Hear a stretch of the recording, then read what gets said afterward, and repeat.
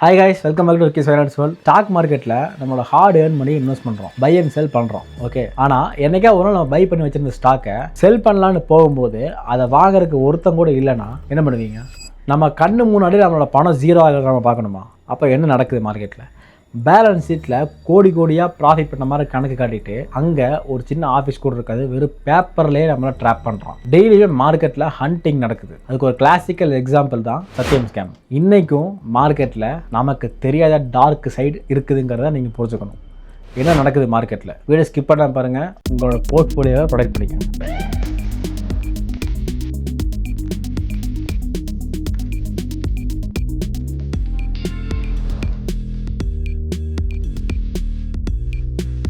என்னதான் செபி நமக்கு செக்யூரிட்டி கொடுத்தாலும் நம்மளை ப்ரொடெக்ட் பண்ணாலும் நம்ம செல்ஃபாக அவேராக இருக்கிறது ரொம்ப முக்கியம் இல்லையா? இந்த கோஸ்ட் கம்பெனிஸ் எப்படி உள்ளே வராங்க அப்படின்னு நீங்கள் புரிஞ்சுக்கணும். எக்ஸாம்பிளுக்கு சத்தியம் கம்பெனி எடுத்துப்போம். என்ன நடந்தது? இல்லாத 5,000 எம்ப்ளாயிஸுக்கு மாதம் சம்பளம் கொடுக்கறதா கணக்கு காட்டி அந்த பணத்தை ப்ரொமோட்டர்ஸ் எடுத்துட்டாங்க. 5,000 crores பேங்க்கில் கேஷ் இருக்கிறதா சொல்லி ஒரு ஃபேக் ஸ்டேட்மெண்ட்டை ரெடி பண்ணி ட்ராப் பண்ணாங்க இல்லையா? அதே தான் இப்போவும் ஒரு சில ஸ்டாக்ஸில், எல்லா ஸ்டாக்ஸும் நான் சொல்லலை, ஒரு சில ஸ்டாக்ஸில் ஒரு சில கம்பெனிஸில் நடக்குது. அதுக்கு பேர் என்னென்னா சர்க்குலர் ட்ரேடிங். என்ன சர்க்குலர் ட்ரேடிங்னா, சர்க்குலர் ட்ரேடிங் மூலமாக அவன் உள்ளே வந்து ப்ரைஸை இன்க்ரீஸ் பண்ணி நம்ம உள்ளே போனதுக்கப்புறம் அந்த ஸ்டாக்கை நம்ம தலையில் கட்டிட்டு அவன் எக்ஸிட் ஆயிடுவான். அப்போ நம்மளோட பணம் உள்ளே மாட்டிக்கும் இல்லையா? நீங்கள் ஒரு விஷயம் கிளியராக புரிஞ்சுக்கணும். பேலன்ஸ் ஷீட்டில் நடக்கிற திருட்டுத்தனத்தை நம்ம தெரிஞ்சுக்கலன்னா நம்மளும் அந்த ட்ராப்பில் மாட்டிடுவோம். நான் ஏன் இப்படி சொல்கிறேன்னா, நீங்கள் சொல்லலாம் பேலன்ஸ் ஷீட் நான் கிளியராக ரீட் பண்ணி தான் இன்வெஸ்ட் பண்ணுவேன் அப்படி நீங்கள் சொல்லலாம். ஆனால் நீங்கள் இந்த ஒரு 3 விஷயத்தை நீங்கள் கண்டிப்பாக நோட் பண்ணியிருக்க மாட்டீங்க. என்ன நான் கிளியராக சொல்ல நோட் பண்ணிக்கோங்க. First one, fake sales. ஒரு கம்பெனி 500 கோடி ரூபா நான் லாபம் பண்ணலாம் சொல்லி கணக்கு காட்டுவான். ஆனால் அந்த பணம் இனி வரலை, வரும் அப்படின்னு சொல்லிடுவான். ரிசீவபிள் அப்படின்பா.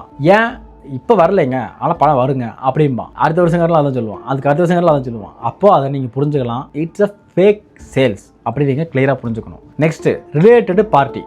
ஒரு கம்பெனி என்ன பண்ணுவாங்க அப்படின்னா, நல்ல ப்ராஃபிட் பண்ணுவாங்க.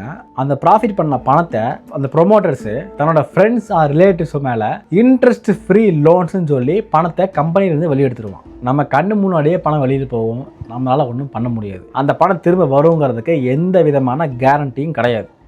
ஓகே, நெக்ஸ்ட் ஒன்று, ஆடிட்டர் ரிசைனேஷன். ஒரு ஆடிட்டரு திடீர்னு நான் கிளம்புறேன் அப்படிம்பாங்க. ஏன்பா கிளம்புறேன் அப்படின்னு கேட்டால் ப்ராப்பராக ஆன்சர் எதுவுமே இருக்காது. நீங்கள் சொல்லலாம், ஏன் அவர் ரிட்டையர்ட் ஆகி கூட கிளம்பலாமே, இத்தனை வருஷம் ஒர்க் பண்ணியிருக்காரு, ரிட்டையர்ட் ஆகி கூட கிளம்பலாமே நீங்கள் சொல்லலாம். நீங்கள் ஒரு விஷயம் நீங்கள் புரிஞ்சுக்கணும். நல்லா ப்ராஃபிட்டபுளாக போயிட்டு இருக்கிற ஒரு கம்பெனியில் நல்ல மேனேஜ்மெண்ட் டீம்லேருந்து திடீர்னு ஒரு ரிசைனேஷன் நடக்குதுன்னா அங்கே ஏதோ ஒரு ப்ராப்ளம் நடக்குது, ஏதோ ஒரு ஃப்ராட் தான் நடக்குதுன்னு நீங்கள் புரிஞ்சுக்கணும். இதை ரிசைனேஷன் நடந்த உடனே ஃப்ராட் நடக்குதுன்னு நீங்கள் புரிஞ்சுக்கூடாது. நான் இதுக்கு முன்னாடி சொன்ன பாயிண்ட்ஸ் எல்லாமே நீங்கள் ஜாயின் பண்ணி பாருங்கள், எல்லாமே பர்ஃபெக்டாக ஒர்க் ஆகுதுன்னா அங்கே ஒரு ஃப்ராட் நடக்குது நீங்கள் கிளியராக புரிஞ்சுக்கலாம். ஓகே, நெக்ஸ்ட்டு சொல்யூஷன் பார்ட்டுக்கு போவோம். இந்த கோஸ்ட் கம்பெனிஸ்லேருந்து தப்பிக்கிறதுக்கு நான் ஒரு 3 கோல்டன் ரூல் சொல்கிறேன், மறக்காமல் மைண்டில் வச்சுக்கோங்க. ரூல் 1, கேஷ் இஸ் கிங் அப்படின்னு நீங்கள் புரிஞ்சுக்கணும். என்னன்னா, பேலன்ஸ் ஷீட்டில் நெட் ப்ராஃபிட்டை மட்டுமே பார்க்காம கேஷ் ஃப்ளோ ஸ்டேட்மெண்ட் ஒன்று இருக்கு இல்லையா, அதில் கேஷ் ஃப்ரம் ஆப்ரேஷன்ஸில் அது பாசிட்டிவாக இருக்கா அப்படின்னு பார்க்கணும். லாபம் வந்துட்டு கணக்கில் மட்டும் இல்லாமல் அக்கௌண்ட்லேயும் இருக்கான்னு நம்ம கிளியராக புரிஞ்சுக்கணும். கணக்கில் மட்டும் இருந்து பிரயோஜனம் இல்லை, அக்கௌண்ட்டில் கண்டிப்பாக இருக்கணும். Okay, rule 2, promoter பிளட்ஜிங்.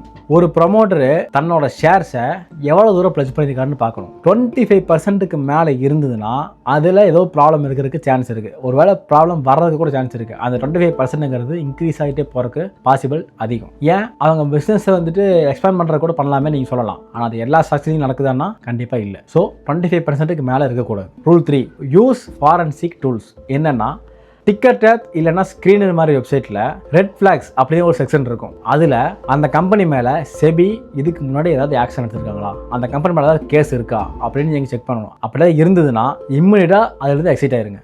ஏன் அது இருந்தது ப்ரோ, இப்போ பரவாயில்ல, நல்லா தான் பண்ணிட்டு இருக்காங்க, இன்னும் ஃபியூச்சரில் தான் ரெடி பண்ணிடுவாங்க அப்படின்னு நீங்கள் சொல்லக்கூடாது. அந்த ரிஸ்க்கு நமக்கு தேவையில்லாத ரிஸ்க்கெல்லாம் நமக்கு வேண்டாம். ஸோ அப்படி ஒரு ப்ராப்ளம் இருக்குதுன்னா அது எவ்வளோ பெரிய ஸ்டாக்காக இருந்தாலும், எவ்வளோ குவாலிட்டியான ஸ்டாக்காக இருந்தாலும் பரவாயில்ல, ஃபஸ்ட்டு எக்ஸைட் ஆயிருங்க. 5,000 ஸ்டாக்ஸுக்கு மேலே நமக்கு இருக்குது, அந்த கம்பெனி மட்டும் தான் நமக்கு இருக்குன்னு அர்த்தம் கிடையாது. ஓகே, ஆல் கிளியராக இருக்குன்னு நினைக்கிறேன். ஒரு விஷயம் மட்டும் நீங்கள் நல்லா மைண்டில் வச்சுக்கணும். ஸ்டாக் மார்க்கெட்டில் நீங்கள் வின் பண்ணணும்னு நீங்கள் நினைக்கிறீங்கன்னா எந்த ஸ்டாக்ஸை வாங்கணுங்கிறத விட எந்த ஸ்டாக்ஸை வாங்கக்கூடாதுங்கிறது ரொம்ப தெளிவாக இருக்கணும். ஃபஸ்ட்டு ஒரு ஸ்டாக்ஸ் சூஸ் பண்ணிவிட்டு அதை இன்வெஸ்ட் பண்ணுறதுக்கு மணி இன்வெஸ்ட் பண்ணுறதுக்கு முன்னாடி உங்கள் டைமை இன்வெஸ்ட் பண்ணுங்கள். எவ்வளோ தூரம் நீங்கள் ரிசர்ச்சுக்கு டைம் ஸ்பெண்ட் பண்ணுறீங்களோ ஆஃப்டர் நீங்கள் அவ்வளோ ப்ராஃபிட் மேக் பண்ணுறதுக்கு ஹை சான்சஸ் இருக்குது. இன்வெஸ்ட் பண்ணுறதுக்கு முன்னாடி டைம் இன்வெஸ்ட் பண்ணுங்கள், ரிசர்ச் பண்ணுங்கள். ரிசர்ச் தான் ஒரு பெட்டரான ப்ராஃபிட்டை நமக்கு கிரியேட் பண்ணி தருங்கிறத மறந்துடாதீங்க. இந்த வீடியோவில் உங்களுக்கு நான் நிறைய டீட்டெயில் சொல்லியிருக்கேன். இந்த வீடியோ உங்களுக்கு பிடிச்சிருக்க நம்புறேன். இந்த மாதிரி ஏதாவது டவுட்ஸ் கிரியேட் பண்ணுற ஒரு ஸ்டாக்ஸ் உங்கள் போர்ட்ஃபோலியோவில் இருக்குன்னா கமெண்ட்ஸை சொல்லுங்கள், நானும் உங்களுக்கு ஹெல்ப் பண்ணுறேன். இந்த வீடியோ உங்களுக்கு பிடிச்சதுன்னா உங்கள் ஃப்ரெண்ட்ஸ் அண்ட் ஃபேமிலிக்கு ஷேர் பண்ணி விடுங்க. மறக்காமல் சேனல் சப்ஸ்கிரைப் பண்ணி வச்சுக்கோங்க. இதை விட இன்ட்ரெஸ்டிங்கான கண்டென்ட்ஸ் அக்கமிடேஷன் நிறைய வீடியோஸ் வரும். ஸோ மறக்காமல் சேனல் சப்ஸ்கிரைப் பண்ணி வச்சுக்கோங்க. தேங்க்ஸ் ஃபார் வாட்சிங் கைஸ்.